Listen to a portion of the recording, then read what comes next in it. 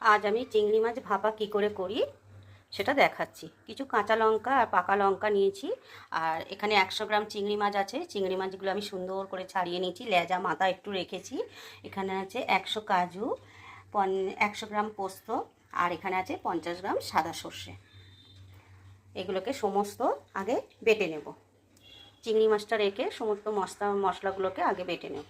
সমস্ত মশলাগুলো আমার বাটা হয়ে গেছে। বেটে আমি চিংড়ি মাছের সঙ্গে মাখিয়ে নিয়েছি।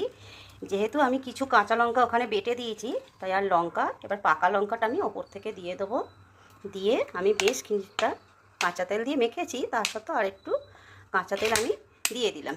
এরপর আমি ঢাকনা লাগিয়ে ভাপাতে বসিয়ে দেব। ভাপানোর পর দেখা যাক আমাদের কেমন হয় চিংড়ি ভাপাটা। এই যে বন্ধুরা, আমার মাছ রেডি। এই যে আমরা এবার আমার মেয়েকে খেতে দেবো।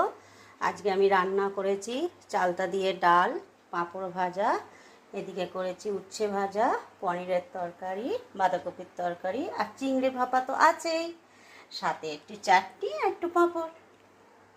এইভাবে তোমরা চিংড়ি ভাপা করে দেখো, দারুণ লাগবে। দেখো কি সুন্দর গন্ধ বেরোচ্ছে।